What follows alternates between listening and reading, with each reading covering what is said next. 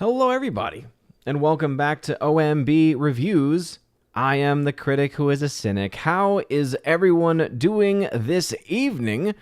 Welcome to episode 383 of the Welcome to Asgard podcast, where tonight we'll talk a little bit about my 4K Blu-ray collection and a few of the updates, a few of the films that I have been able to pick up recently.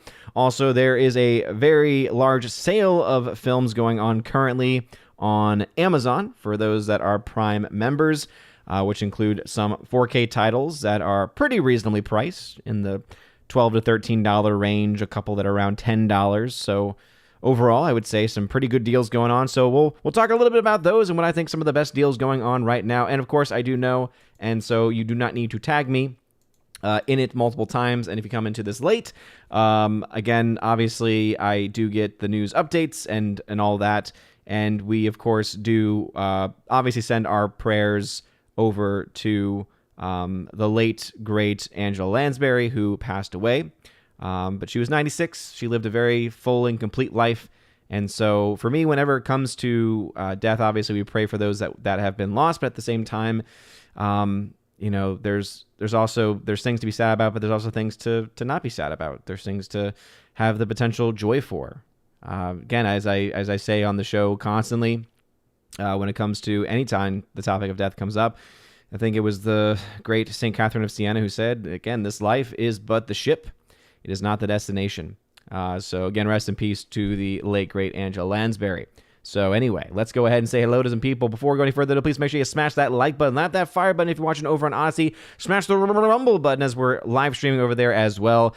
We have officially gone off and have left the DLive platform. I talked to one of the only persons that was still over there, as he was a subscriber over there, and that was a paid membership. And so I talked to him, and he said, "Oh yeah, absolutely, man. Don't even worry about it. I'm haven't used it myself." And so we are no longer streaming on DLive. It's pretty much a dying platform, but we are live on Odyssey. We are live on YouTube. We are live on Rumble. And we are also live on Locals as well. So if you have a comment or question at any point tonight, please put @Odin at the very beginning of your comment. @Odin. It lets me know that you're trying to get my attention. Let's see. Dan Crane is in the chat. What's going on? How is it going? Yes, indeed. We've already talked about that. Again, it is sad. It is definitely sad, but at the same time, lived a very full life. And all we can do is send our prayers her way. And pray for the repose of her soul and that perpetual light might shine upon her. We got Tina B in the chat. What's going on, Tina B? Again, Stephanie B is out as it is Tuesday. So thank you very much for being here. We got Orange Eye Reviews in the chat as well. Hail to you. Gary Banjo Sandwich Worthington, hail to you. Forever Sci-Fi is also in the chat. What is going on? We got Evan S. in the chat. Everyone's pretty much saying the same thing. Scott McKenzie, what's going on? Hail to you. Kimberly G, what's going on? Welcome back. JS Pena coming in tagging, just straight away going into a question saying, do you think that Lofty is having bad takes on purpose and that he knows that are full of crap? Here's the thing. I don't know anything about Lofty. I've only heard the name a couple of times, and I believe it was in relation to a Geeks and Gamers or a Friday Night Tight stream. I don't know who that person is. I've never watched their content, and so therefore I don't care. I don't care one iota about whether or not they are being authentic or not. So yeah, those are my thoughts about that. The Old Guard, what is going on? Hail to you. Alex McCarthy, what's going on, good sir? Saying, how's it going? How's Thor? Only movies been watching lately are horror movies, specifically Final Destination, Saga yesterday and today. Man, come on. Alex, you're better than this, man. The first Final Destination film is fine, but to watch the Saga, the fact that you even mention it as a saga, it's just disappointing. Just sad. For once, I'd love for you to be mentioning, great films and great series. just for once. Let's see. Jez Pena, have you ever been wrong before? Just whether or not a movie you thought would bomb made money, or a movie you thought would suck that ended up being good. Well, if you're a human being, every person is wrong at some point in their life.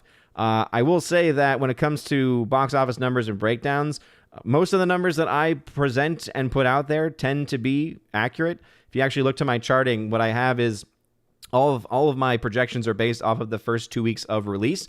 And if you actually look to what most films end up making over the course of their release, you'll notice that the average is just about 60%. So that means that the vast majority of movies fall within the range of projections, which I have as 50, meaning they double what they've made in their first 2 weeks, or they lose a little bit more money, and that first 2 weeks account for around 70% of their entire number. So that average shows and is, again, a showcase of the fact that, again, most films fall into that category. However, there obviously are exceptions to that. If you look to films, for instance, like even more recently, films that I knew would be successful, but just not as successful as it ended up being, a movie like what we saw with the release of Top Gun Maverick, right? I knew Top Gun Maverick was going to be a very successful movie because of the positive word of mouth, because the film was fantastic to boot, because of its incredibly small week 1 to week 2 drop-off.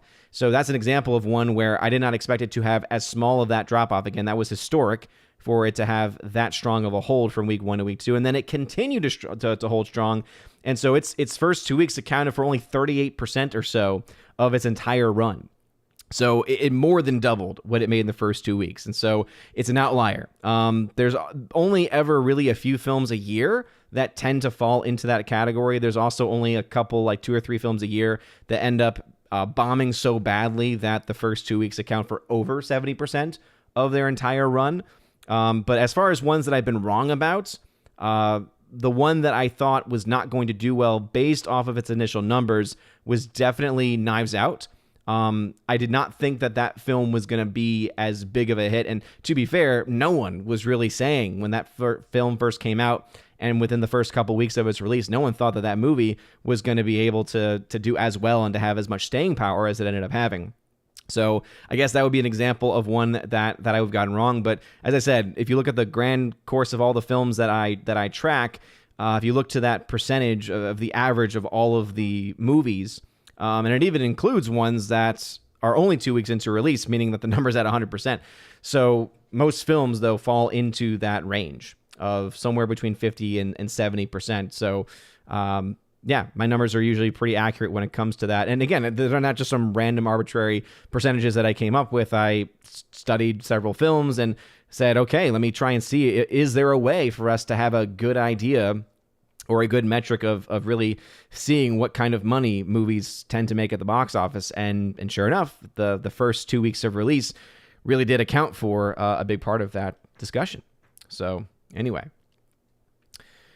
We got Morak. What's going on? Welcome back to the chat. Thank you for being here. Miss Minnesota Hockey Fan, how about a hockey player?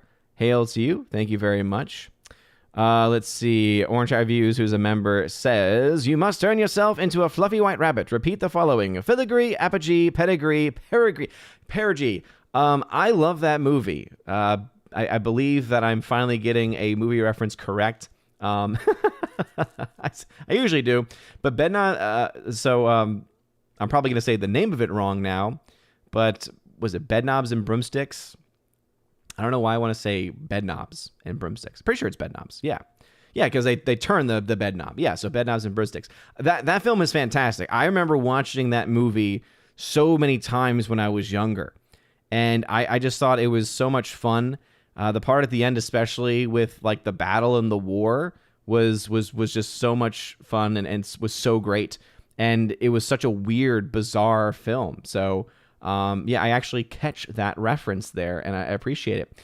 Abomination over on Odyssey. What's going on, Odyssey fam? Abomination tagged and said, every human is wrong as a child, especially when asked what we want for dinner. And then he has the emojis of ice cream, cookies, and I can't see or make out the other one. But no, it's absolutely true. You know? And again, all of us are wrong at some point in our life. There's no doubt about that. As far as the other question about a film that I thought was going to be bad that ended up not being bad, those are harder because movies that I think are bad, I tend just to avoid. If I think a movie is going to be bad, like objectively, and there's no reason for me to see it, like it's not a movie that I'm going to talk about on Friday Night Tights, or it's not a movie that has a lot going around it that might actually, like, the drama surrounding it compels me to go see it, even if I don't have a lot of interest in the film itself. that doesn't really, again, I don't really get drawn to those kinds of movies. So most of the movies that I go to watch are films where it's either very neutral as far as the anticipation leading up to it, or it's a positive reaction. But I tend to avoid bad movies because my mindset is, why would I want to waste my time on bad movies or movies that I know are going to be bad, that are movies that I won't be talking about with anybody else, you know? Like, it's one of those things where I'm trying to use the time that I have as as best as I can, and I'm no expert at that by any means. I'm not perfect at that. Lord knows that there has been much time wasted on a bad show or on a bad movie. A great example of a bad movie that I figured was going to be bad, I just didn't know how bad, would be, there was a Disney exclusive release during COVID. It was the film adaptation of a book. And I know that's very vague. I think Alex McCarthy probably knows the one I'm talking about.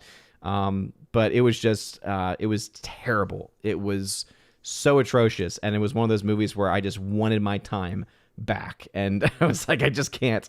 Abomination says it's cake. Okay. I thought it was a slice of cake. I just didn't know exactly what it was like. Artemis Fowl, Rob D.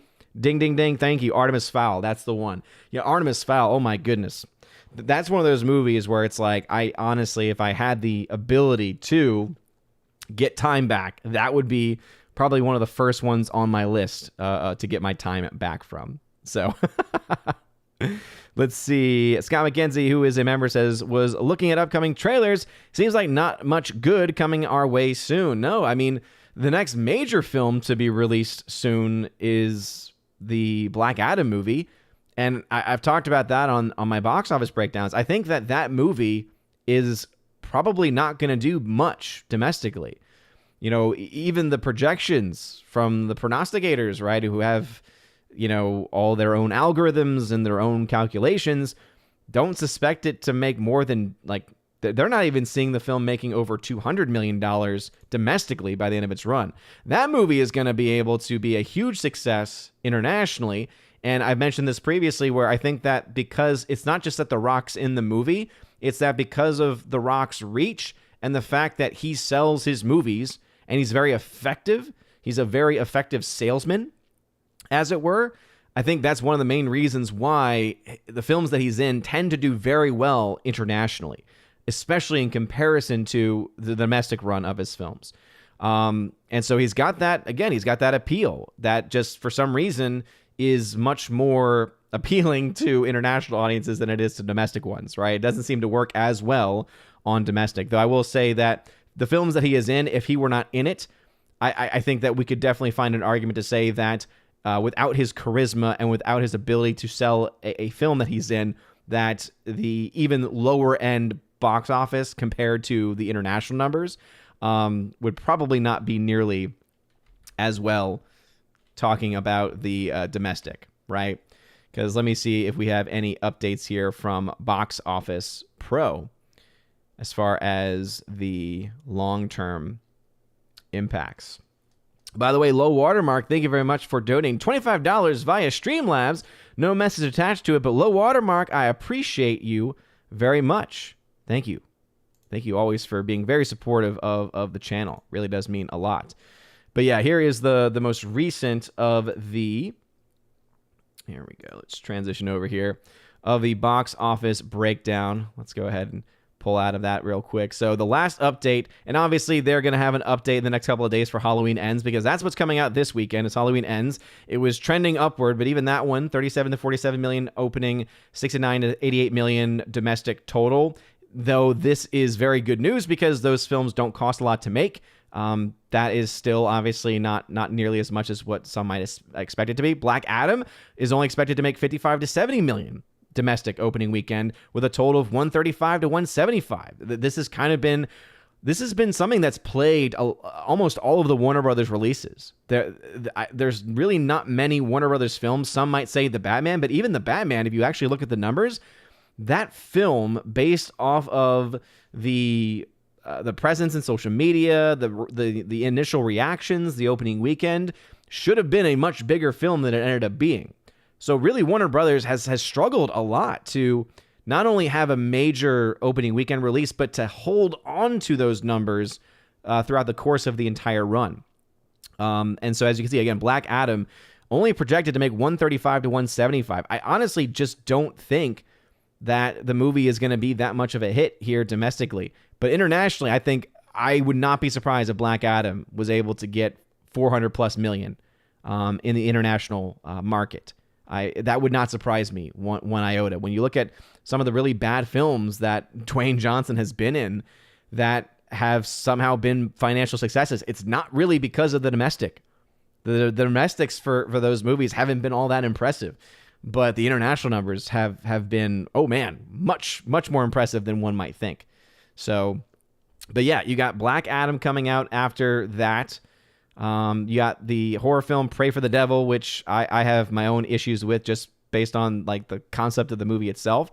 And then you got the One Piece film coming out in the beginning of November. And then the next major film after that's not going to be until Wakanda Forever. So it's a very, very slow going at the box office. Very, very slow going at the box office for the foreseeable future. But while I'm at a little bit of a pausing point, by the way, smash the like button, live fire button on Odyssey, smash the rumble button. I'll check out all the channels in a second. I do want to, of course, mention the films that I've been able to pick up on physical media recently. So I actually did a huge run to Best Buy today. So I got a bunch of films to be giving away. So I have those actually stacked in the back. So I got films like the entire Godfather trilogy on 4K Steelbook. So those are going to be films that will be up for giveaway. So if you are the keeper of the Bifrost level and above on Patreon, Subscribestar, or Locals, you get access to a giveaways channel on the Discord server. So be on the lookout for those films. But some other films I was able to pick up, a copy for myself and then also for the giveaways.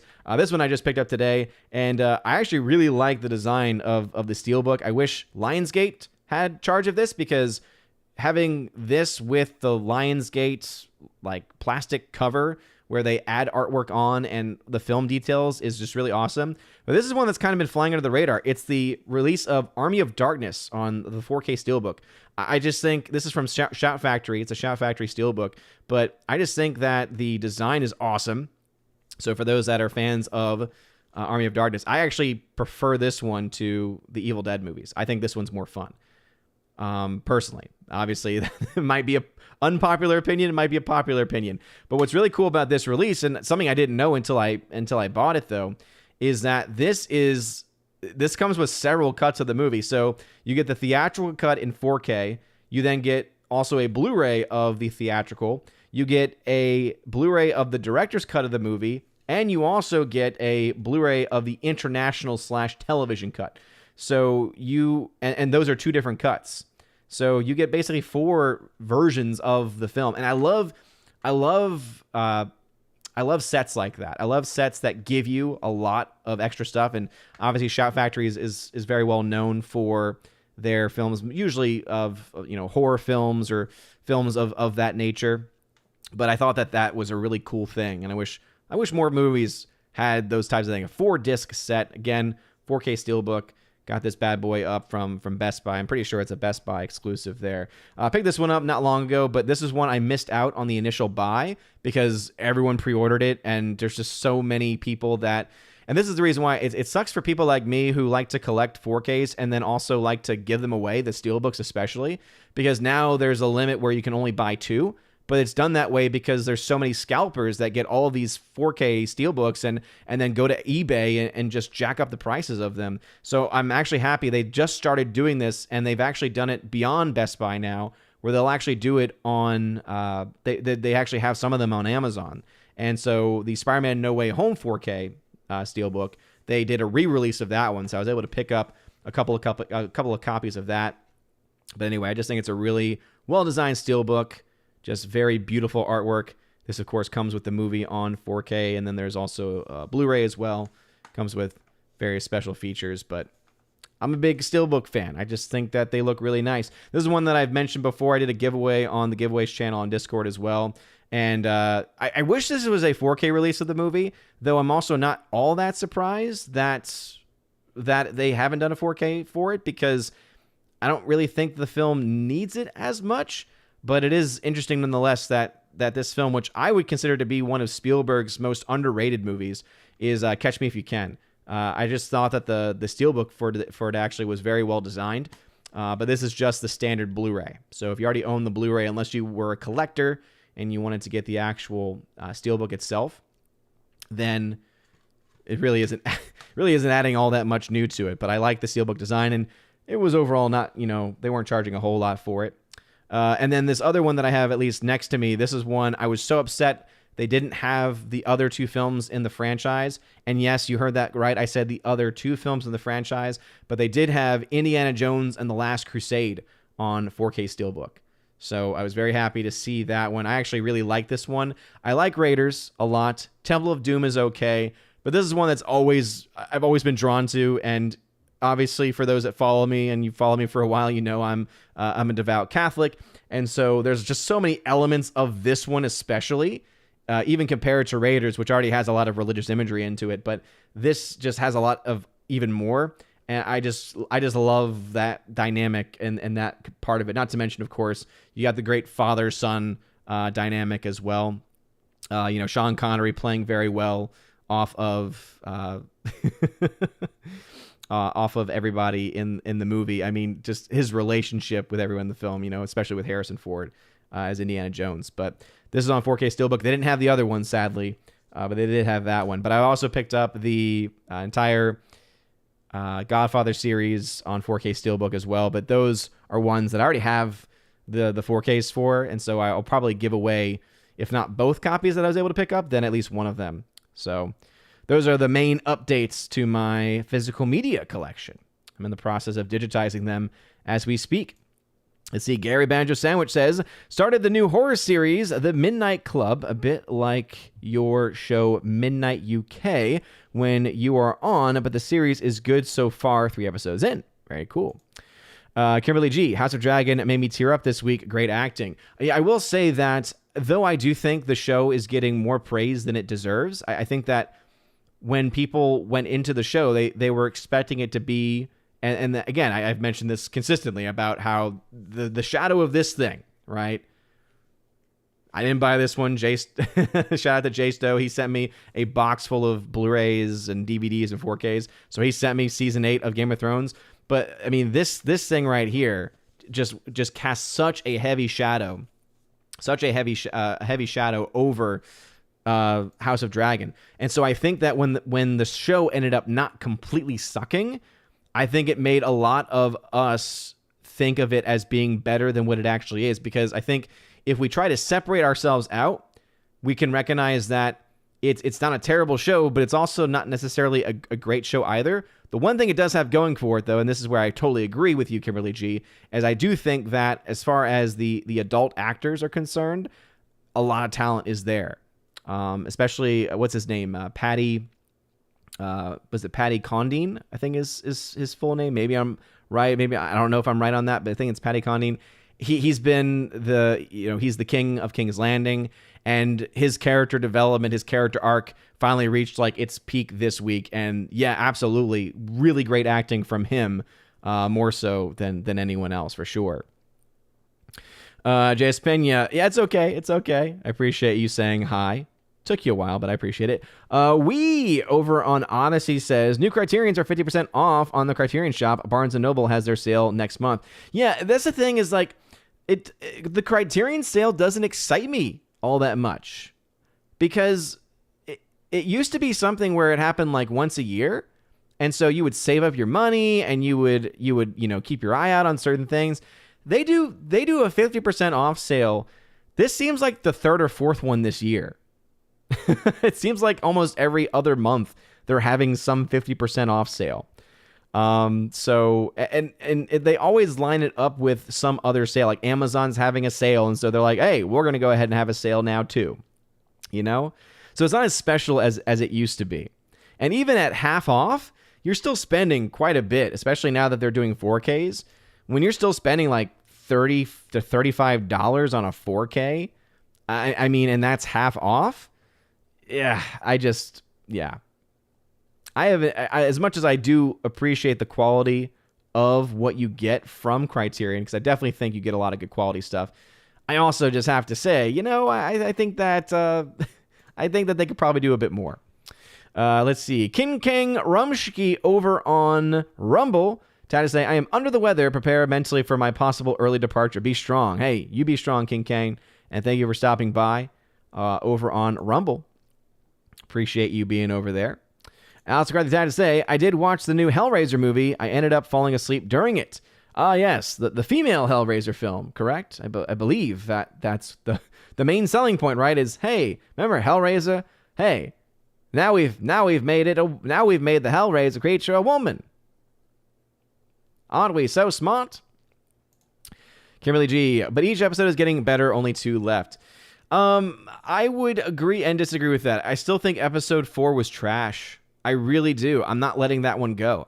I'm not letting that one go. I think that episode 4 is the episode that, to me, kind of showcased the hand of the showrunners and the people behind it. Just the perverted nation. So people are going to try and come back to say, well, it's in the books. It's like, yeah, that doesn't mean that you have to visibly show every single element of things that are in the book.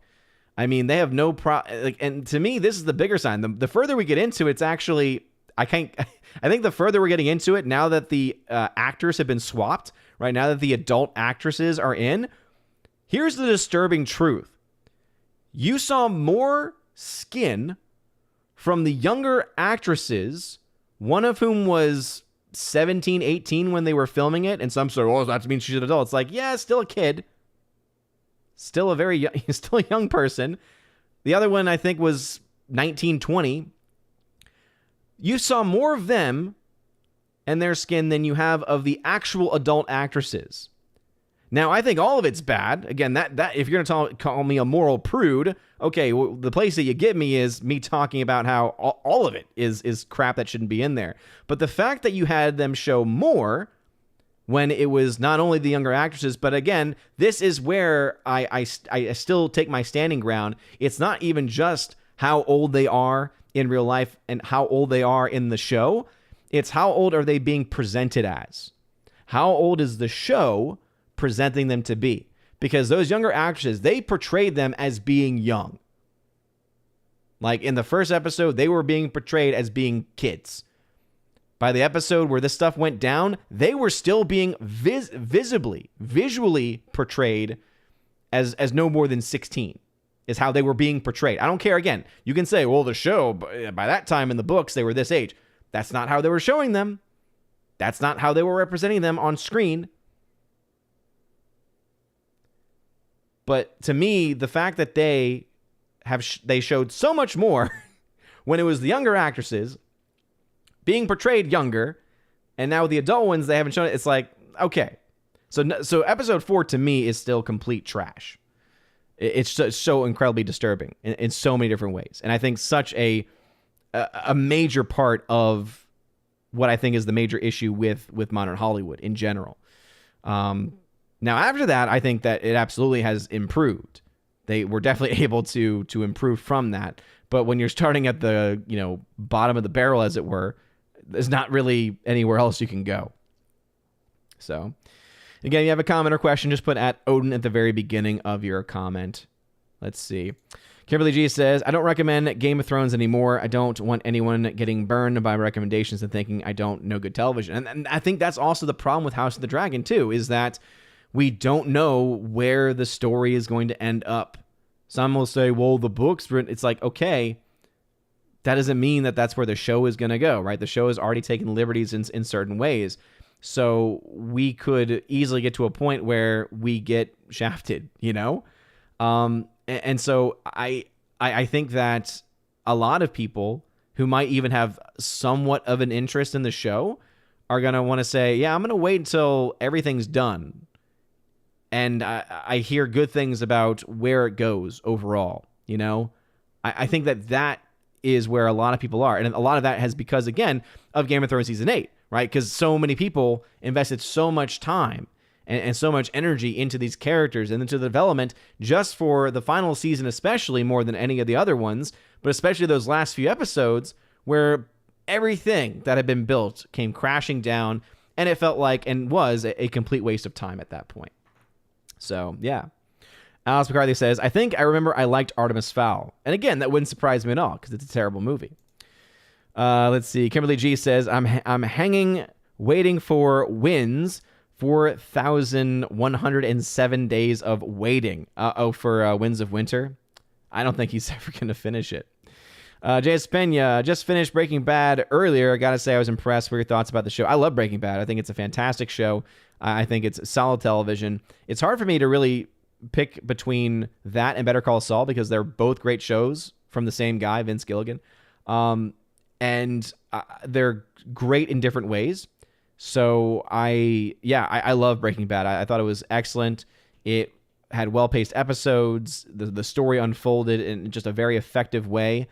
It had a satisfying conclusion, and I think that the standalone movie they made, which was meant to give closure to one of the characters, I think also did a very good job. It was a pretty well-made standalone movie.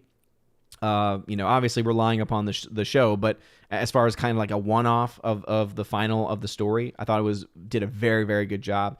Better Call Saul also did fantastic. I might lean more towards the ending of Better Call Saul over Breaking Bad, but they're both great.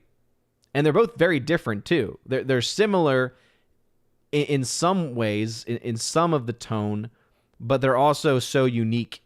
And a lot of that, I think, has a lot to do with the differences between Bryan Cranston as an actor and what we got from Better Call Saul. But yeah, I think that both of those shows are fantastic. If you're looking for more modern television to watch that gives you good stuff, I would say that those two are pretty great. Rob D says, honestly, I think Kenneth Branagh directed only one scene of Artemis Fowl, and Disney just credited him as the director because he's a big name. I refuse to believe he directed a film that bad. Rob D, I'm right there with you, dude. Yeah, I'm right there with you. It's so hard for me to see, especially all the films that he's done, it's hard for me to believe that he actually directed that one. It's similar. There's like a couple of other Disney films where there were some pretty big names attached directing it. I think that it was similar to Aladdin because it wasn't Branagh who did Aladdin, but I think it was the same guy who did, I always blank on his name, I don't know why, but the same guy who did The Gentleman, which was fantastic. And it's like, yeah, same thing. I don't believe for a second that they actually directed it because it's not only nothing like what they've done before, but everything they've done before has just been utterly, fantastic up until now, Keely Chow, what is going on? Welcome back. Killian G, I realize he'll never finish the books. It's heartbreaking leaving us all hanging. Yeah, absolutely. I absolutely think that it's really bad. Yeah. And that's why I would say, it's like, don't get your hopes up all that much when it comes to, House of the Dragon, because even though it's not the complete gutter trash that we thought it was going to be, I don't think that automatically then means it's good. And I think that that's where we really need to try to find that balance, because I think we absolutely are on the right track of, pointing things out, like the actor who plays the king in the show. I mean, he's a solid actor and he gives a great performance. And there's many actors in the show that are giving just fantastic performances.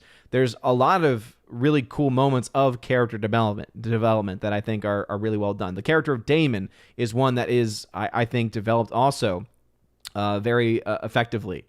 But there's also those other issues that exist, as I mentioned previously, that I think just go too far. It's similar to Game of Thrones, right? It's not that I'm giving a pass to Game of Thrones, because Game of Thrones did the same thing, right? It abandoned any sense of a good story or a good character development at the very end, but it had those same issues that I had with the episode 4 of House of the Dragon. But the reason why, for me, it went too far in episode 4 is, as I mentioned, it's the way in which those actresses were being presented. That's where the issue comes in. Let's see, Keck44, what's going on? Justin of the Red Shirt, hail to you. Thank you very much for being in the chat. We got Nearsighted Cyclops in the chat as well. Hail to you. Mark Lizeth is also in the chat. Hail to you. Kimberly G, I read Harry Potter as well. Good for Rowling to leave an outline. Yeah, absolutely. I think that the movies, though they are definitely not the books, are at the very least, palatable. At the very least, competent for the most part. I think that the latter films, the later films in the franchise aren't. I feel like they get worse. Like, to me, the peak is Harry Potter 3. Like as far as a movie is concerned, I just love Prisoner of Azkaban. I think the tonal shift in that film compared to the first two is just great. It takes that darker tone. I believe it was Alfonso Cuarón who actually directed that one, and so you just feel it and you just know that there's this difference, and it's great. And then you get basically a series of films following it that some of them are okay, some of them are, it is what it is, kind of. But my wife is a huge Harry Potter nerd, and so I always get to hear about how much of the books is left out of the movies. Now, with that being said, Rowling also went on to do the Fantastic Beasts films. And while the first one, though not great, was at the very least a decent movie, the second and third were complete and utter trash. And she was the primary screenwriter, so... Chris from the 80s, what's going on? Welcome back. Good to see you here. J.S. Pena says, such a great design, holy such and such. Oh, yeah, if you're talking about for the Army of Darkness one, I believe that was the one I had up at that time. Yeah, absolutely. The steelbook design on that one is absolutely fantastic. Very much agree.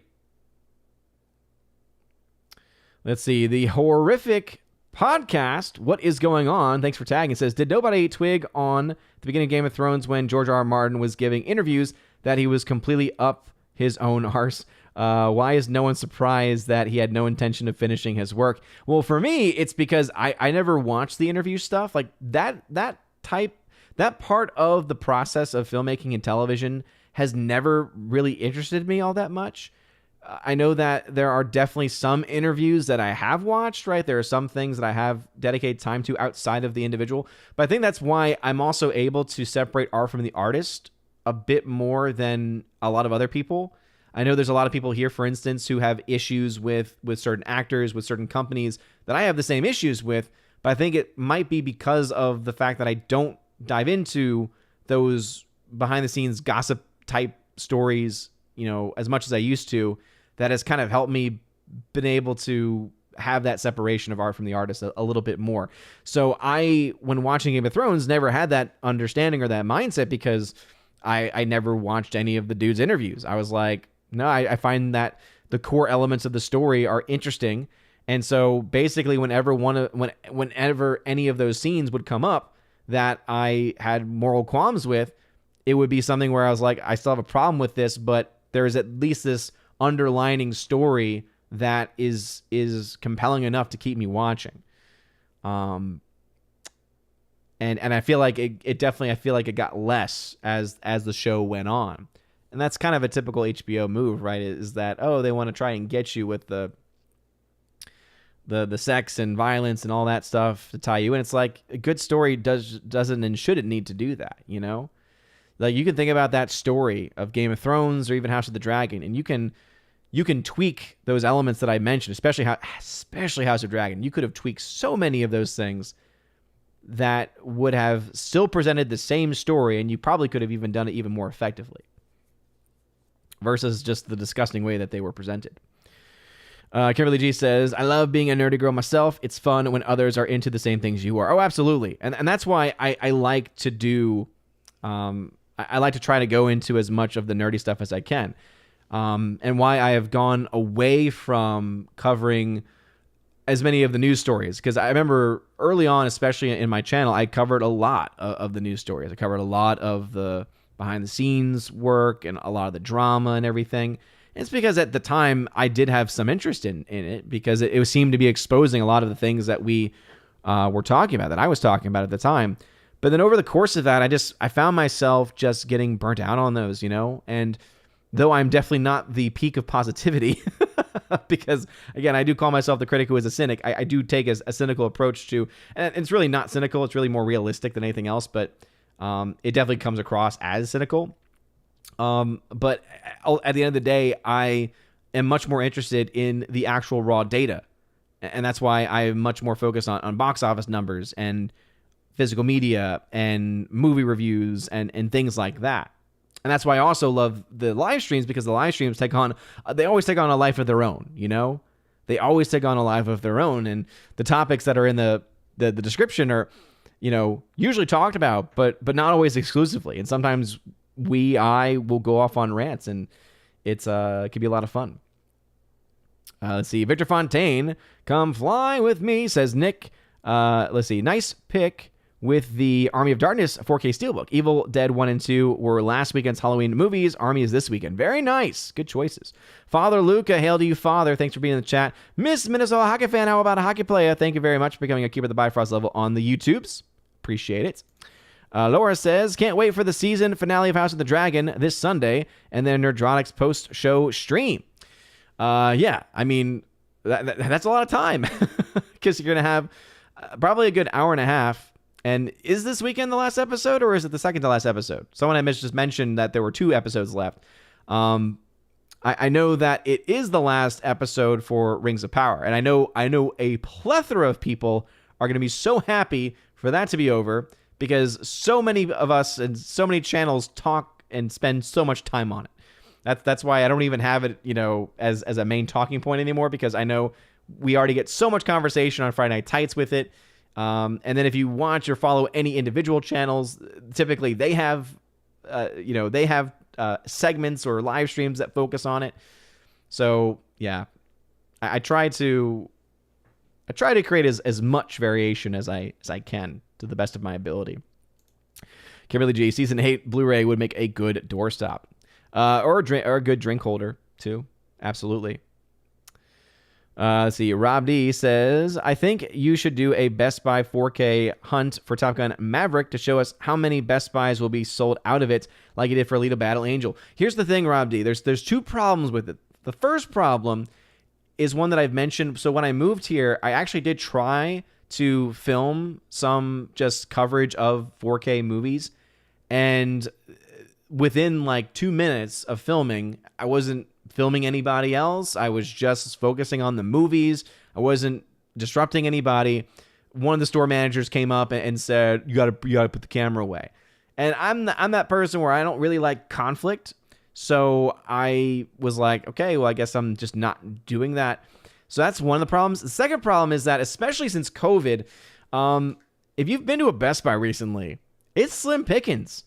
Their movie sections are just abysmal now. I mean, I went today to do some steelbook hunting, and they've got one display, right, in the middle of one of their aisles. They got one display of films, and there's barely anything in there for starters. And then there's only maybe like 5 or 6 films that are featured on steelbook there. And then there's like one other section, there's like one aisle where one side has slim pickings of movies, some having bare spots on them, and then there was like a third of a section.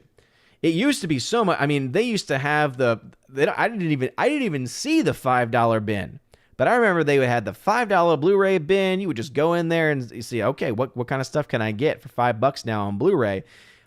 They would have the full-fledged 4K section, the full-fledged steelbook section, and there might be some cities that still have that, but the ones near me are just awful. They are just terrible. So I would love to do that. I really would.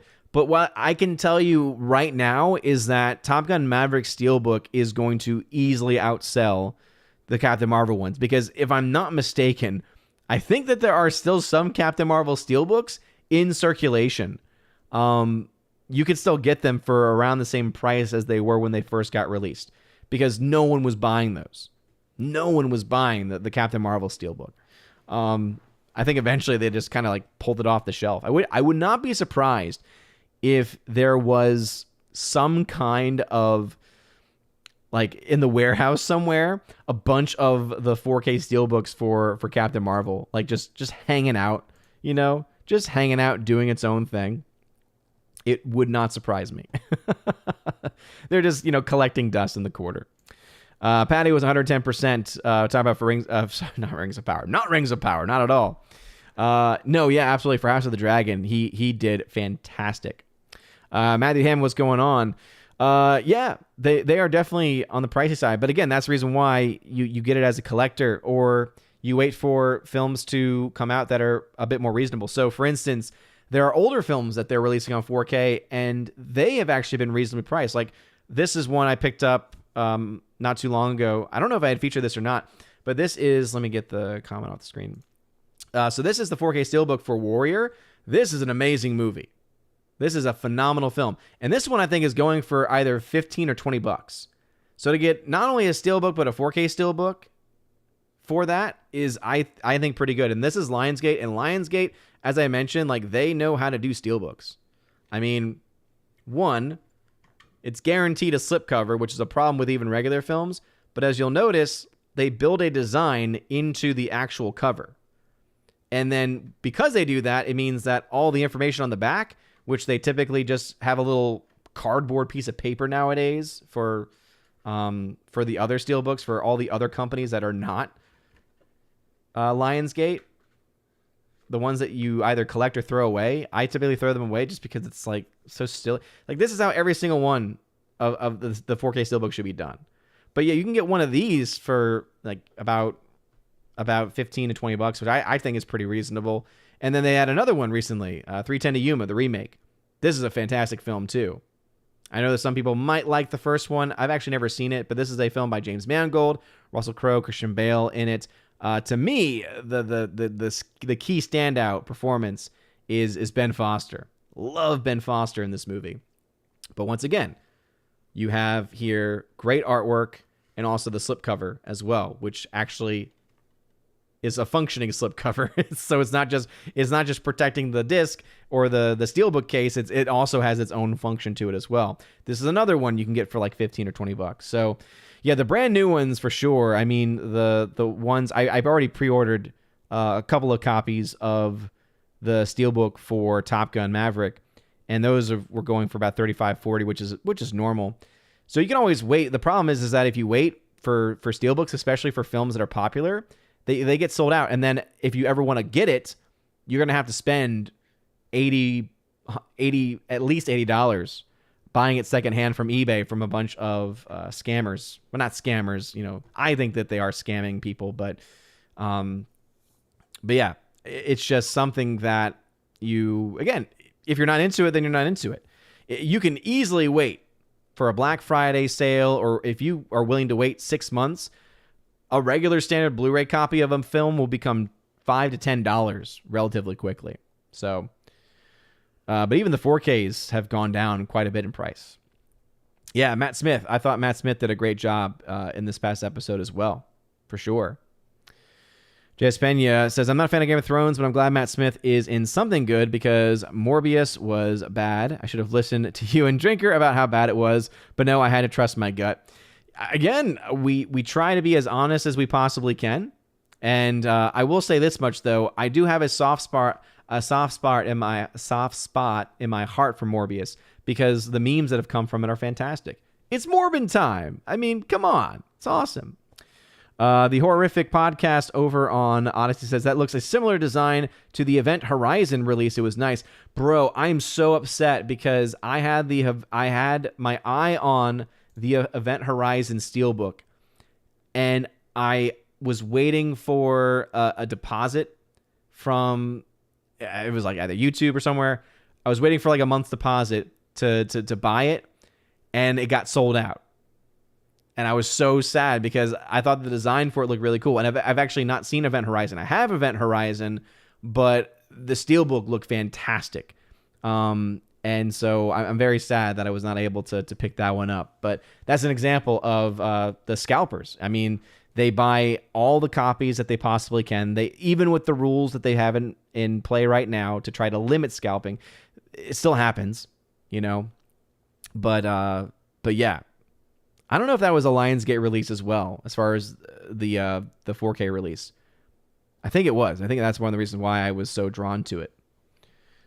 Because the artwork is really good. And again, the plastic slipcover, I think, is a must. We, over on Odyssey, says, imagine if the classic cult TV show was made today. Feminists would attack it constantly. Banner not being able to keep a job, him hulking out would be toxic masculinity, and the lonely man theme played throughout the show would be called a song for incels. Well, here's the thing. We have a modern-day version of Hulk. It's called She-Hulk, and it's complete garbage, and it's exactly what you would get. So, yeah, you're right. What we got with She-Hulk, that's exactly what you would get with a modern-day interpretation of Hulk. No doubt about it. No doubt about it, for sure. See, Brightburn says, Allfather, I've heard great things about Werewolf by Night, and I'm curious if you echo those sentiments. I've never seen it before. I've heard of it, but I have not seen it, and I've not heard enough to know whether or not it's worth going to see. Matthew Heyman had to say, just finished watching Stargate SG-1 on Blu-ray. They ran the show through AI upscaling, and it looked great. Nice. Very, very nice. Nearside Cyclops says, I loved Mike in both Breaking Bad and Saul. Since we got more Mike and Saul, I prefer it. Hey, you know what, Nearside Cyclops? That is a fair argument. Mike Ehrmantraut is such a great character, and I love that character so much, and I agree. Yeah. In that regard, I would say Breaking Bad. So I find Better Call Saul to be a much more entertaining show. Whereas Breaking Bad, the story of Breaking Bad, I mean, again, they're both good. Yeah, Miss Minnesota hockey fan, that's who I was thinking about, Guy Ritchie. Yeah, Guy Ritchie also got involved with a Disney project, and I'm pretty sure it was the live action of Aladdin, and that movie was not good. And it's like, how much of this was actually done by Guy Ritchie and how much of this was actually done? It just doesn't seem like... Doesn't seem like they're actually being directed by the people they are saying they are being directed by. If you know what I mean. King Kane Rumsky over on Rumble says, I've noticed that bad shows try to lure you in with a decent season 1, but then are crap in season 2. I don't know necessarily if it's that they're trying to lure you in. I think it's that they're making a show, and the first season is one that typically is much more made out of passion. And I feel like this is true for most, not just shows, but creators, right? When you have these directors, they start off and they're doing it because they're passionate about it, right? They care about the product. Whereas once you get into a show season 2, you either will have creators and showrunners that continue to have that passion and so can continue to deliver. Cobra Kai is a great example. Wife and I have been watching through it because she had never seen it before. She had never seen the other Karate Kid movies, so we rewatched all 3 of the Karate Kids. And she loved Terry Silver in the third one. And I was reminded just how much I love Terry Silver, just as in that just so over the top villain way. And then we started watching, and now she loves Cobra Kai. She's obsessed with Cobra Kai. And she's like, thank you so much for actually pushing me to watch it. Because for her, she was like, oh, another 1980s movie. Like, this is the reason why she doesn't want to watch the Rocky series and things like that, because she's like, she has a perception in her mind. But she loves Cobra Kai, and Cobra Kai is a great example where every single season has been good. Some have been better than others, for sure, but they've all been good. I've never been left disappointed at the end of any of those seasons. So I think that it really just depends on whether or not the showrunners or the director, in the case of a director with a series of movies, whether they let their egos get to their head. That to me is really what it comes down to, right? Do they let their ego get to their head? And if they do, then that is typically why you would see a drop off in quality, because then they're not doing it out of passion and out of love of the product that they're making. They're doing it because of money. They're doing it because of fame. They're doing it because they think that they can walk on water, And it's sad to see them go through that. King Kane Rumsky, what is a showrunner, director, producer, something else? A showrunner is typically a producer, but think of it as being kind of like a lead producer. So having main creative control. So they're the ones who are making the big decisions for a show. TV is something that is definitely not as much of my forte as movies are. Because with TV, you have individual directors directing individual episodes, but ultimately they still also have to follow the vision that the showrunner wants for a given show as well. So it gets a little bit more complex in that way. All right, it is 7:54, so we got about 35 minutes left. Again, if you have a comment or question, please put @Odin at the very beginning of your comment. @Odin lets me know you're trying to get my attention. And as Tina B mentioned here in the chat, Empress of the Universe, hail to Tina B. I do fall sometimes, usually about 20 to 30 minutes behind in the chat. Let me go ahead and toggle on my timestamps. Right now, it is 7:33 in the chat, so I am just about 30 minutes behind. Here, everybody. Some would say I'm right on schedule. Sherry Allen, what's going on? Welcome back. Glad to have you here. Forever Sci-Fi, who is a member, says, I'm not going to watch a prequel to a story that will never be finished. Season 8 was just bad fan fiction. Hey, and Forever Sci-Fi, I completely respect that decision. And that, I think, is why I am also not as on board with House of the Dragon.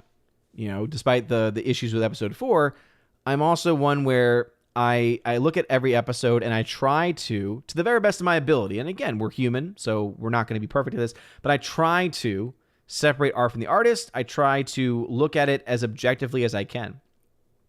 And the show has got flaws. It's not a perfect show. I would say one of the biggest issues for me, and this is something that I think existed as well in the original Game of Thrones series, but I don't think it maybe didn't seem as prominent because there weren't as many Targaryens, but because this show is featuring the Targaryens, those Targaryen wigs, man, I tell you, they are just... But that itself, right, it can be distracting. And it is, I think, it's an objective criticism. We're talking about an objective quality of, you know, filmmaking, and whether that be a show or a movie, your costuming and your makeup and your hair, those are all part of it. And the wigs are just not very well done. And they're clearly, you know, when you can tell someone has a wig, that to me means that they didn't do their job. That's one of the things that my wife, for instance, watching Cobra Kai, she thinks all of the characters are really well done, but anytime the character Tori is on screen, all she can see is the terrible wig that Tori is wearing. Now, I'm not as sensitive to that kind of thing in general, but when it comes to the Targaryen ones, because it's such a like highlight yellow blonde, it's hard not to see it. It's hard not to see it. UAB Mad Dog says, locals, hail to you. Yeah, I mean, it's interesting. I've got so many people who follow me on locals because you don't have to be a supporter financially to follow. And yet, whatever the live streams are up over there, I have it set to notify people, but I guess people don't want to watch on locals. But hey, UAB Mad Dog, what's up, brother? And I only did recently start streaming on locals, so maybe it'll catch on. I like to give people options, as I always like to say. Alrighty. Alright, Tina says, did the live action Aladdin have cool fight scenes, cool killings, and a guy getting his head slammed between a car door and the door? No, it should have, based on who was directing it. But instead, no, it ended up having just really bad CGI and an uninspired story and uninspiring actors portraying characters whose voice actors did so much better work in the original animated version, you know? So, all right. Let's see. Giant Rat says, Prisoner of Azkaban is the beginning of the end of the movie series. At this point, the movies lose the magic and wonder of the world. Yeah, and again, I respect people who maybe don't like it as much as I do, but I love Prisoner of Azkaban because it's not a kid's movie. The first two are clearly kids' movies, and I like them for the fact that they are presented in a way where it is definitely much more for the family, right? Whereas for number 3, it has some of those elements still, but it definitely takes that darker turn where you start to, as a parent, say, I don't know if I'm as comfortable taking my kid to go see it. There's some themes in there that might be a little too mature for them. And then, of course, as it goes on, it becomes that much more. But no, I honestly, I love Azkaban. I think that one, I like the shift in tone. Tina said, this is a Forbes headline apparently. Marvel Shuffle, Blade delay impacts Fantastic Four, Deadpool 3, and Avengers 6. Sorry, I'm always multitasking and saw that pop up. And who can say any of us are surprised by that? Think about how these major studios, especially Disney, has had to move so many of their films around because of having delays in the filmmaking process. Well, yeah, because of COVID. It's like, is it all because of COVID, or is it possibly because of disagreements and chaos behind the scenes, which we know is kind of a major point when it comes to Disney in general. They've become notorious for their behind-the-scenes drama. Miss Minnesota Hackafan, they should have waited until she was done writing the books to make the movies. Yeah, for sure. And Blazin, I've not seen Werewolf by Night, so cannot speak to it. Laura, I see what you did there, my modern Major General. How dare you? One Commandment says 2 episodes left. Yeah, I believe it's 2 for House of Dragon, and then 1 episode left for Rings of Power. Cannot wait for Rings of Power to end. That's a show I wish I didn't have to watch. That and She-Hulk. Oh my goodness. Talk about time waste. Giant Rat, last FNT was fun. I'm still giggling when I think about it. It was a lot of fun. I think that the only way to get through Rings of Power is to do what we were doing, which is literally just to skip through to random scenes and hopefully land on a character making a funny face and then build a story up around that character because it's so much more entertaining. Kimberly G says, my Best Buy in Missouri is very empty too. And yeah, this is something that is, I definitely do think it is something that has affected many places, many places. It's not just, the Chattanooga area Best Buys, for instance, that are being impacted. I think all Best Buys, because traffic has gone down quite a bit, are clearly putting more attention on their big box items, which take up the vast majority of space. So they've got still their large cell phone section. They still got their computer sections. They're about the same. The game section, I think, is about the same too. And so it just seems that, I guess, their movies don't sell as well. Though I find it hard to believe that those $5 movies didn't sell. I imagine they got rid of it initially because of COVID. But at this point, it's like, bruh. Come on. Scott McKenzie says, Woke of Prime is an abomination, especially the lying showrunners, not Tolkien, not the book. The book. They did I say I despise the show? Yeah, seriously. It's completely atrocious. It's completely atrocious what they have done. And you're right. It's not Tolkien. It's very poorly done fan fiction. Very, very poorly done fan fiction. All right. Chat has jumped on me once again, like it always does. Again, smash the like button, light up fire button as well. Thank you all again for hanging out tonight. My 60 people. We've been about 60 every stream on YouTube recently, so thank y'all very much. UAB Mad Dog says, I miss the Valks. I'm off to YouTube, he says over on Locals. I'm just happy that the Locals chat's working because it has UAB Mad Dog. It also has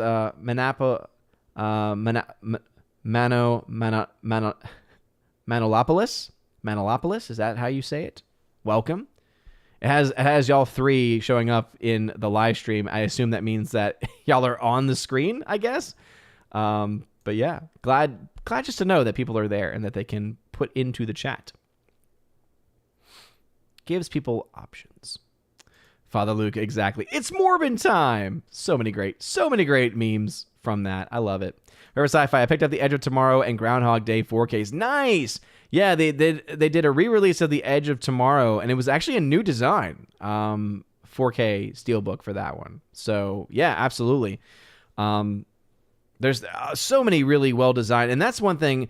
The fact that they're continuing to do the 4K Steelbooks tells me that there is clearly a market for them. So, I'm not worried about physical media going away, but I definitely think that stores like Best Buy could probably benefit themselves by doing a little bit more.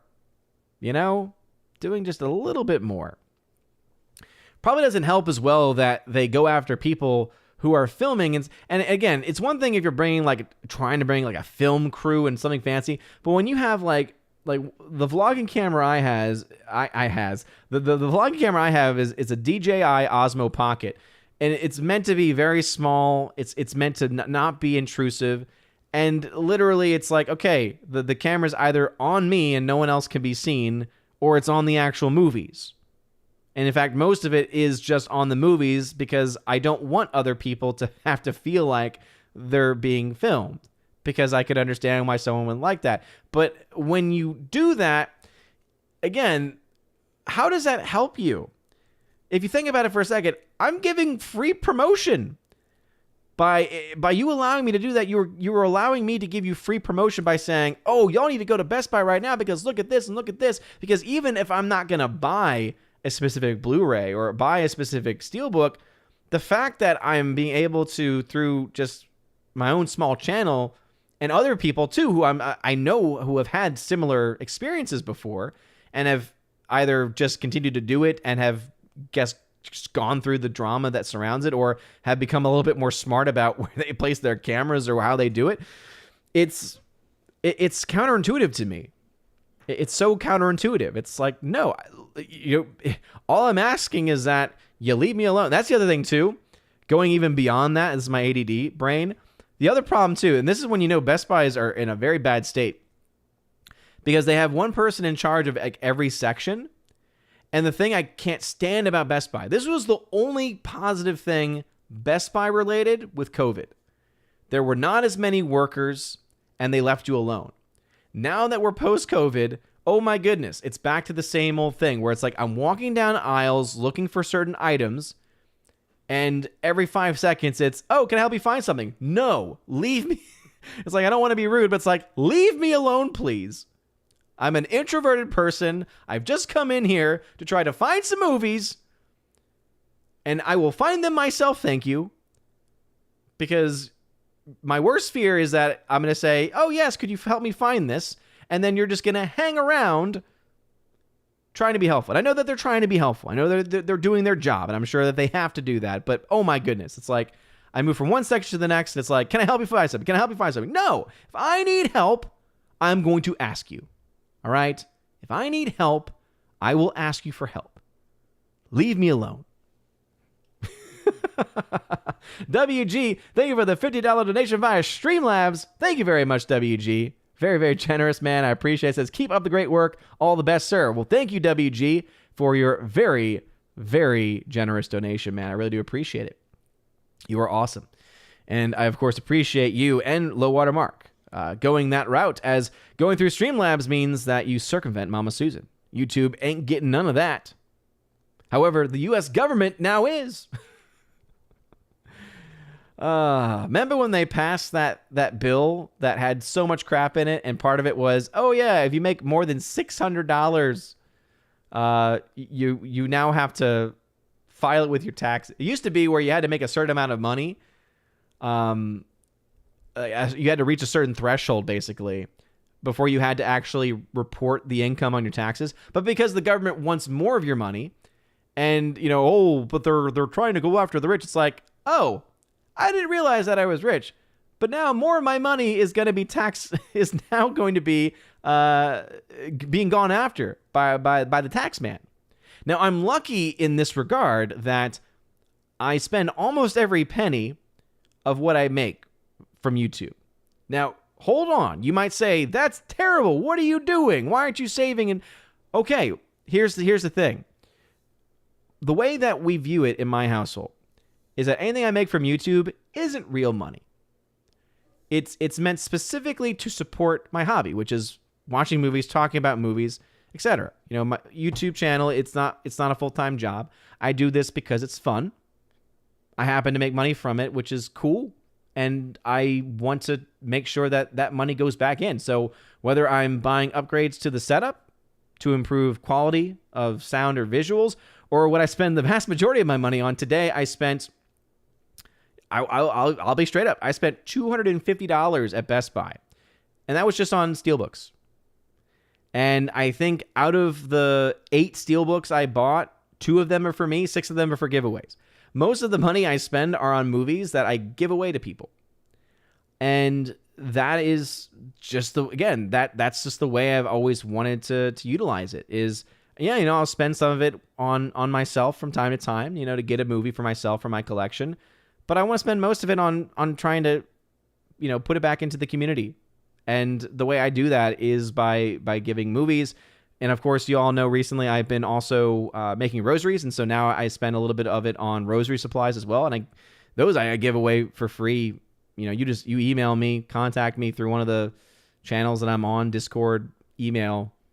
You live anywhere in the world, you tell me what kind of rosary you want, I'll send it to you free of charge. You don't have to worry about shipping costs or anything. when I do giveaways here on the channel, I don't do them very often on the channel. Outside of the Discord channel dedicated to it, but I do sometimes do giveaways. But again, I love doing that. I love being able to send it. I remember someone mentioned Alita Battle Angel earlier. Like, I looked back and I was like, oh man, I spent so much money on the 4Ks and Steelbooks for Alita Battle Angel just to give them away, to try to raise awareness about the film. Let's see. JKDBuck76 says, good evening. Please help. My wife is making me watch an episode of Big Sky, aka Big Soy. Haven't even heard of that. So, good luck, sir. I hope you survive. Your average Patriot nerd says, how far... Dude, bruh. Your average Patriot nerd. Where have you been? I finished DS9 like a month or two ago. I don't even remember when I did it, but I finished it quite a while ago. So... Oscar says, I liked Werewolf by Night, easily the best Disney Plus Marvel. Is that Marvel? I did not know that. I have now some doubts about it because it is Disney Marvel. And they haven't been doing much recently as far as quality content. Father Lucas says, now that you mention it, I should rewatch some 80s movies. There you go.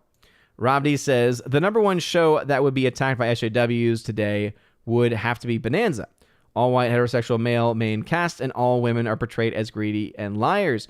I would counter that with a show that actually has been attacked for cancellation and it hasn't worked. I mean, you can still get the full series available everywhere. I got it just to have it to be able to actually preserve it. And I would say I will counter your Bonanza and say Dukes of Hazzard. That's what my counter will be. But there are plenty of other shows that we could bring up that would easily be canceled today.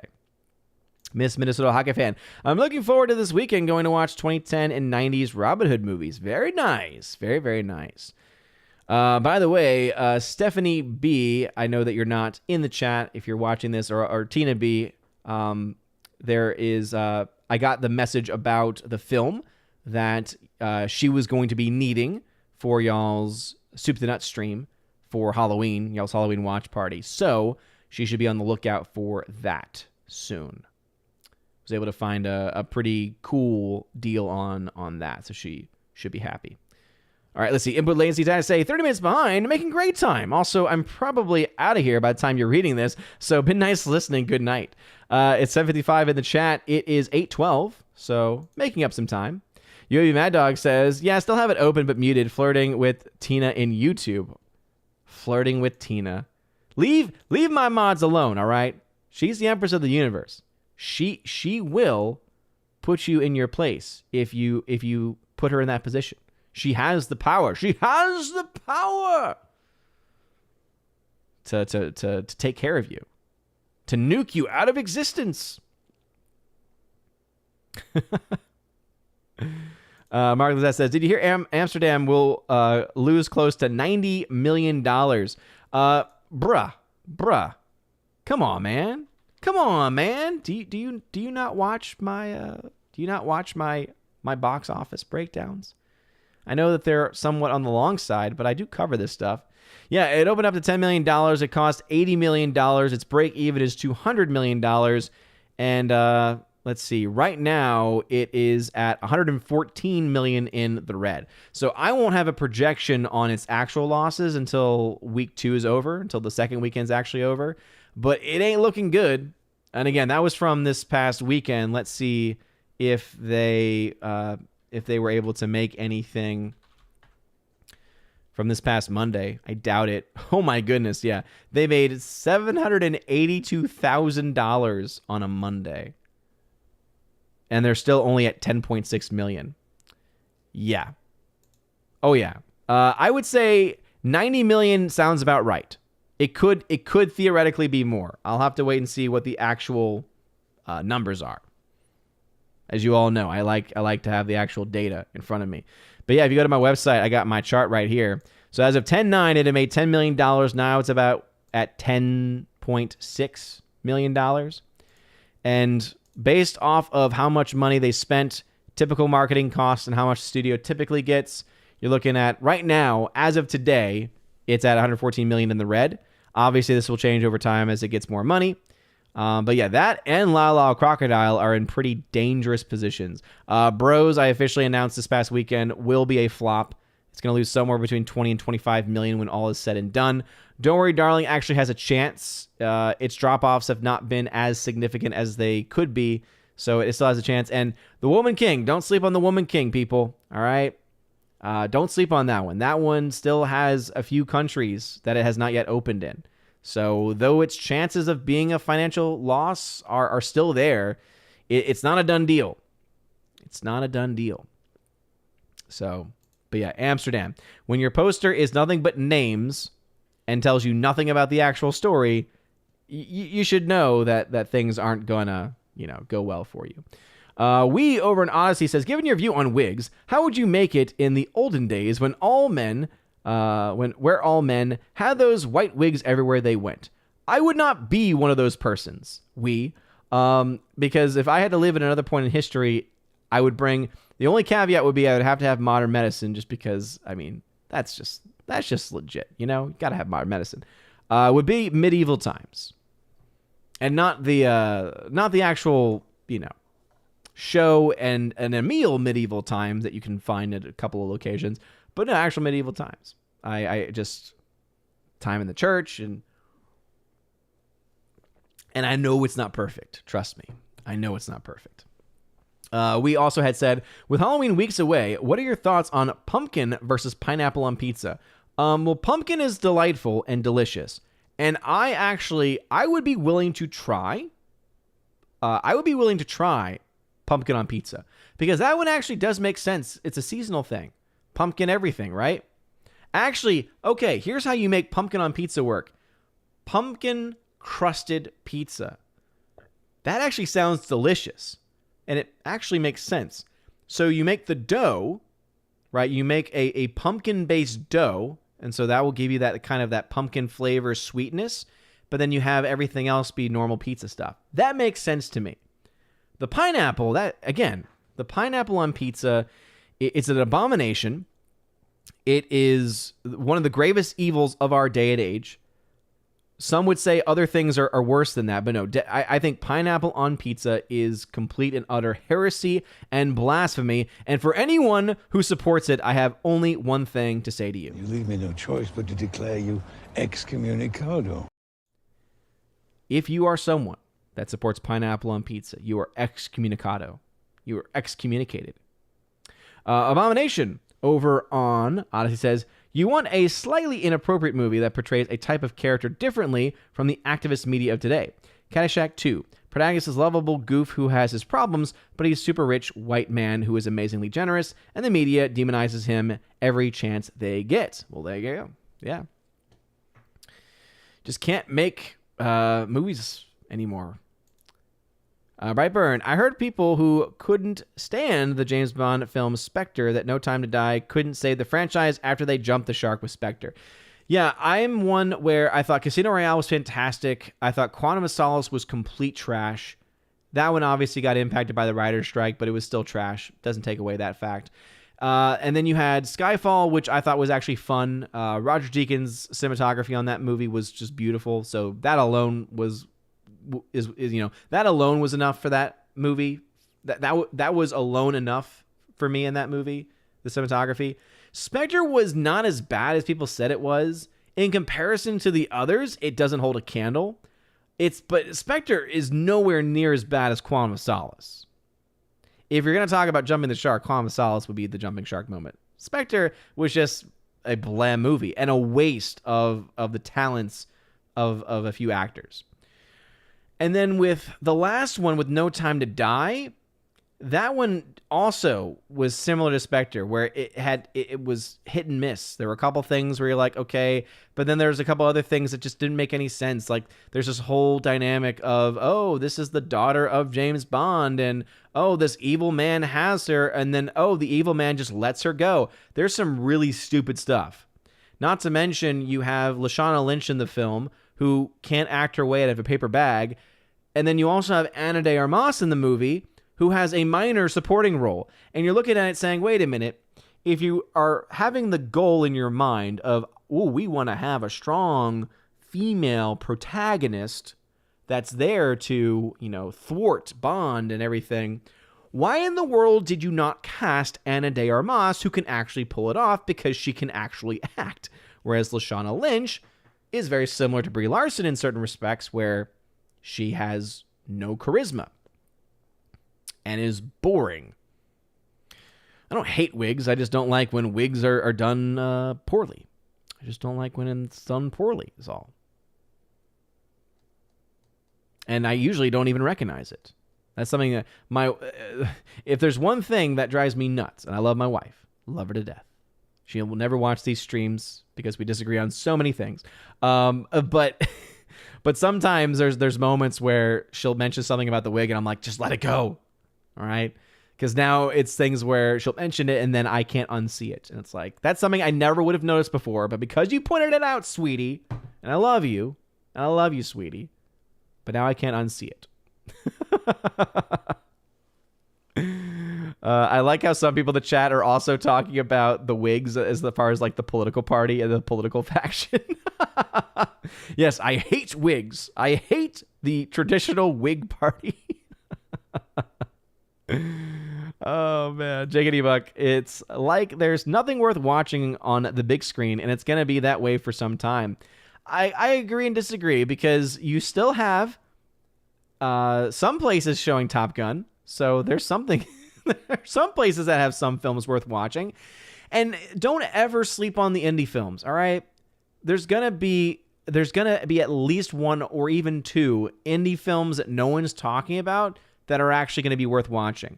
I know that Nathan Slay, who's always in the chat, right? He swears by the film Barbarian. I've not seen Barbarian, but he says it's a fantastic movie. It's an example of a film that's actually doing very well financially for itself compared to its budget, and making profit based on a very small budget. So you have that. I've also been hearing good things about Smile as well. And then there's also the various classic films that have either come back or are coming back, So I think that it's definitely not something where there's nothing coming out. But as far as big budget things, yeah, it's slim pickings when we get to that. General Wingster says, what do you think about House of the Dragon time skips? I don't mind them at first, but having one nearly every episode is so confusing. No, I agree too, right? It's because every episode there's a time jump. But what I find to be hilarious about it, and so I have to chuckle at it at this point, they make it a point within the first 5 to 10 minutes of the episode to have a character mention it. Like this past episode, you have a character in voiceover, I think, if I remember correctly, saying like, it's been 6 years, or I haven't seen you in 6 years. And so it's comically bad how they handle the time jumps. I mean, I appreciate that they have an element of story movement with those time jumps. I think it's only benefited a couple of characters, though, right? Patty's character, who plays the king. I think that seeing his character age, especially towards the end, I think that that's been a big benefit to his character and its development. Most of the other characters, they don't look 6 years older. I mean, you have the kids, I guess, but the adults, they look... I mean, Damon, played by Matt Smith, looks the exact same. And it's supposed to have been now, 10, 20 plus years? And he looks the exact same? So yeah, but it's, to me, it's comical how they mention the time jumps every single... They have one character whose sole job, or there's one line, and the sole purpose of that one line is to mention the amount of time that has passed. Oh, man. All right, let's see. It's 8:24. We got about 5 minutes left, so we're going to try and get through the last of these comments before wrapping things up today. JKD Buck says, I watched 0 episodes of Andor, and I'm done with it. Karen of the Rings is terrible. I have no interest in the House of the Dragon. I listen to the books on audio and walk. Hey, bro. Yeah, audiobooks are where it's at, man. There's a lot of really good ones out there. I also listen to a lot of podcasts, I've been listening to a lot of podcasts of channels that I watch on YouTube, a lot of Catholic podcasts specifically, because, that's the kind of nerd that I am. I've also been watching The Good Place. I don't know if anyone's ever watched that. I'm kind of late to the party on that one.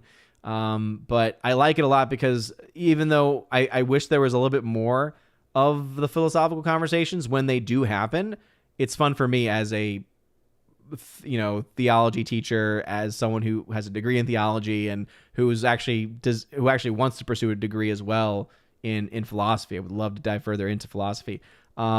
It's just fun in that respect. There's some problems, like there's some quotes and moments in the show where it's like, okay, this is still clearly a modern show, but it's actually fun. It's actually a fun show for the most part. But that's what I've been watching. Let's see. Elbin, it says, what is your favorite book and why is it John? Wait, what? Favorite book? Was the initial question supposed to say, what is your favorite book in the Bible? Because if you're talking about the Bible, you have to, of course, say, okay, do you mean Old Testament or New Testament? Old Testament, it's Job. I've always enjoyed the book of Job. I just love, I love not only not only do I love Job as a person and how great of an example he is in complete submission of mind and will to God. I just think that he's just the quintessential version of what true submission of mind and will to God looks like. But then also, if we're talking New Testament, oh man. I actually love the Acts of the Apostles. And it's because I love seeing how all of the things in the early church worked. Because almost any question or almost any criticism that you can really find can be answered typically in the Acts of the Apostles. Like you see the foundation of holy orders, for instance, within the Acts of the Apostles. The only people who are going to establish communities are the ones who are sent by the apostles, who have the laying on of hands. And so it's like, okay, we can already start to see this very consistent, consistent narrative being established in the early church. Anyway, Father Luca had to say, I saw earlier that Angela Lansbury had passed away. Yeah, we had talked about that earlier. Again, may perpetual light shine upon her. Nearside Cyclops says, your worst fears are kind of comforting. I don't know if that should be, I don't know if I should be disturbed by that or not. By the way, someone had mentioned Endor earlier.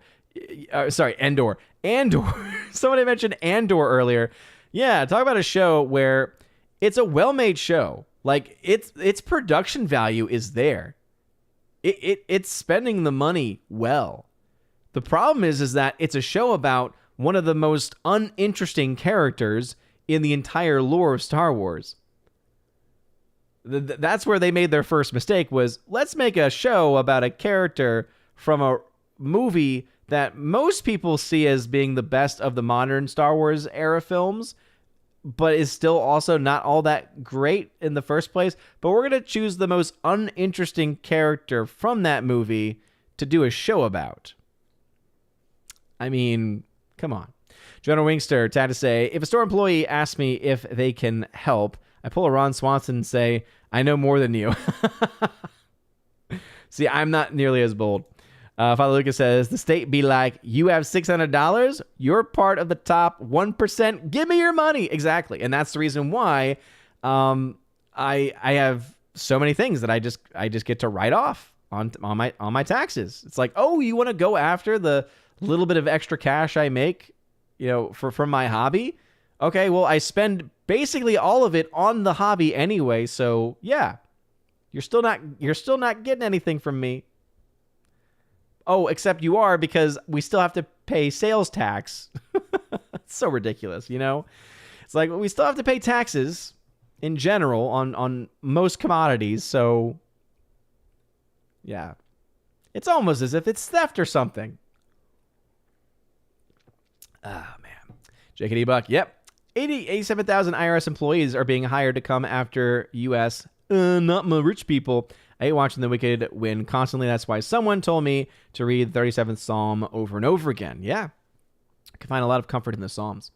Alice McCarthy. Of course, Alice McCarthy likes Big Sky. Why am I not surprised by that? I haven't heard much about it, so I can't really say much about whether that's a good take or not, but Mike Jackson, her putting in my place is the point of flirting. All right, bro. Whatever you say, brother. Whatever you say. All right, it's about 8:30, so please stop tagging, if you will. Let's see. Your average picture nerd. I haven't been here in a while. I guess I missed it. Hope you enjoyed it. I did. I thoroughly enjoyed it. I thought it was fantastic. We just went back, Orange chat. So did Bros fizzle out? Yeah, pretty much. It had, again, it didn't have the worst week 1, week 2 drop off ever. But, I mean, for a movie that didn't make anything opening weekend, it dropped 56%. So it made about $4 million opening weekend. It made $2 million in a second weekend, dropping 56%. I imagine we'll see another similar type of drop next weekend. So, yeah, the movie doesn't really have a lot of hope at this point. And I think that's ultimately a good thing. Because as I mentioned previously, what is the purpose of the film and what is the selling point of the film? Oh, it's a rom-com. And what's the story? Oh, well, it has 2 gay men in it. That's it. That's your story. That's where you started. Soul Assassin. In the olden days, the people who wore wigs had all kinds of STDs. Hence the wigs, and normal folks had normal hair. There you go. Orange Chat says, I have feasted at medieval times. My knight won the tournament. We got free dessert. Nice. I would love to go to one of those places at some point. I lived in an area where I was not too far away, but that was a long time ago. A long time ago. Father Luca, pineapple pizza is the abomination of desolation of the prophet Daniel mentions. Yes, Father Luca, yes. We honestly could say that pineapple on pizza is the food of choice of the Whore of Babylon. I'm just saying. And yes, I mean, of course, of the city of Rome. Sure, that's going to cause some fun discussions in the chat. Your average patron nerd, pumpkin on pizza, heretic. I think the way I sold it makes a lot of sense. Kimberly G, yes, if you are pineapple on pizza, pro pineapple pizza, then yeah, you're excommunicado. But we still love you. It's one of those days where you're excommunicated, but we still love you. Because it's not a real excommunication. Joe Wingster, fooling around before marriage is awful, but that pineapple pizza, though, yes. They are both grave evils. I put them on the same level. Obviously, hopefully you catch the sarcasm there. One is clearly worse than the other. Wee says, with D-Live gone, where will the new ice creams? Well, I guess if someone does a super chat donation, ice cream, super sticker, ice cream, whatever it might be, I can do the ice cream there. So.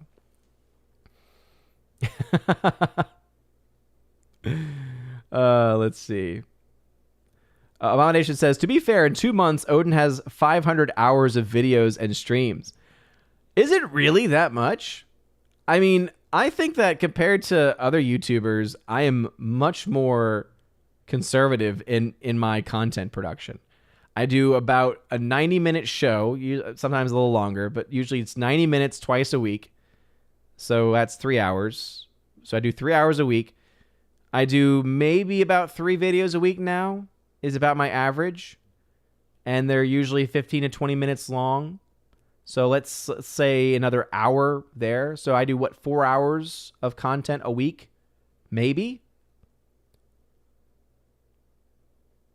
Yeah, I guess no, it wouldn't be that much. So, no excuses. Your average page Casino Royale, Skyfall were the good Craig Bond films. Yeah. And yes, I did say Craig and not Craig. It's fun to mispronounce things. Ego, it says, pineapple pizza is the jumping of the shark moment of the West. The line from the first deviant that put it on pizza to the MCU, Disney Star Wars, and John Denver CDs is crystal clear. Yes, you have found it out. You have discovered the secret and the truth, the hidden truth that has been cast over our eyes. Pineapple on pizza is absolutely... Abomination just says, no need to math it. Oh, no, I'm going to math it out, and your math is very clearly incorrect. It's very clearly incorrect. So, it is what it is. But we are running short of time, so if comments are skipped, I do apologize, but I am still at 821 in the chat, so there's no guarantee that a comment has been skipped. Ambrose Chamberpot, what's going on? As I said, I'm looking for those at Odin at the very beginning of the comment. Even Alex McCarthy likes Andor. Sure you do. Why am I not surprised? Why am I not surprised by this? Victor Fontaine, I thought they revised that $600 a month number back to the $10,000 per year number. Not that I've heard. That'd be beautiful to hear, but I don't think it has, because PayPal even gave me a notification about, oh yeah, by the way, you're going to have to fill out a 1099 this year, whatever. And it mentioned the change in the law. Orange Hat says something about a naughty word. What was that? This is the one that I've seen, J.S. Pena. So, only 13 minutes behind. What kind of deviancy is this? Well, this is indeed the end of the show, folks, because we're over time tonight. But I appreciate all of you so very much for all of your love, for all of your support, whether you were watching on Rumble, King Kane Rumschke. Appreciate you holding down the fort over there. You would be Mad Dog. Appreciate you holding down the fort over on the local side of things. And of course, to the amazing mod and my Valkyrie Tina, also one of my mods, Laura the Modern Major General. Thank you so very much for all of your love, for all of your support. It really does mean a lot. Again, if you are Keep It the Bifrost level or above on Patreon or on Subscribestar or Locals, those are the three platforms there, make sure that you are on the Discord server. Make sure that you have identified yourself by whatever name you go on the platform that you support me on, so that way I can give you the proper role. It gives you access to the giveaways channel, because we're doing all kinds of stuff as far as giveaways are concerned. I have to actually pick a winner, because there's currently a giveaway for 2 copies that I'm giving away of the Steelbook for Catch Me If You Can, but I will be very soon be doing some more 4K Steelbooks and some digital code giveaway blitzes, all kinds of stuff. I like to try and put as many things out as I possibly can. It was about wigs. Maybe next time. Well, I think the wigs thing was kind of played out. Alice McCarthy, always just such a. You are a silly man is what you are. You are a silly man. But anyway, make sure you tip your Valkyries on the way out, especially Tina. Seriously, Tina, thank you so very much for your love, for your support. I appreciate it. For everyone else, smash the like button, loud the fire button, Odyssey, and smash the rumble button as well. You're all amazing and beautiful people. Hope you all have a wonderful rest of your evening and of your week. See you all this Friday for Friday Night Tights. Hopefully, we have room this week. And if not, I will probably might see you on Saturday. Baby Thor's birthday is in a couple of days. He's going to be 2. Insane. The anniversary of the Miracle of the Son of Fatima, which is amazing. I love that connection to that feast. But can't believe how huge he is. But that means family's coming in this weekend for the birthday celebration and stuff, and so I might be able to do the Saturday stream, but no promises. My family tends to tap out around that time, so normally whenever I've canceled it in the past because it's, family, which always does come first, I've also basically canceled it, and then all of a sudden they've left, and I'm like, I could have done the show after all. So most likely there will be a show Saturday, but I will keep you all posted. Make sure you follow me on either Locals or on the Discord for updates about those as they come about. But anyway, you guys are all amazing, beautiful people. Hope you all have a wonderful rest of your evening. And as always, God bless.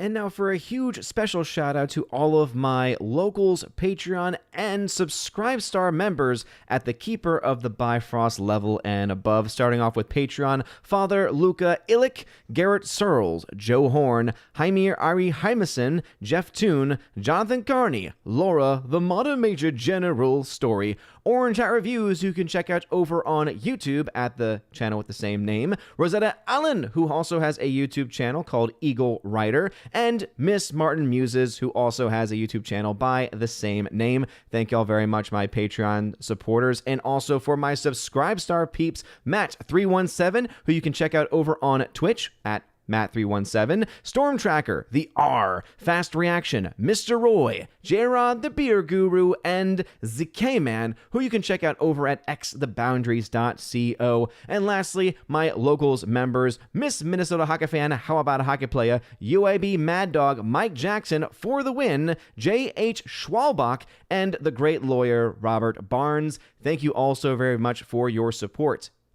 If you would like for your name to be shouted out at the end of every live stream and video, please make sure to check out the top link in the video description where you can sign up over on Patreon, Subscribestar, or Locals. You get access to things not only like shoutouts, but also to giveaways of 4Ks and Blu-rays, an exclusive podcast that I do with John the Flick Pick Flickinger every single month, and also the Chosen of Valhalla live stream for my Chosen of Valhalla members, which we do once a month, and it is a lot of fun. So all of this and plenty of more content, check out those links in the link tree in that top comment down below. You guys are all amazing and beautiful people. Hope you all have a wonderful rest of your day. A blessed October to everyone out there. Blessed month of the Blessed Virgin Mary. And as always, God bless.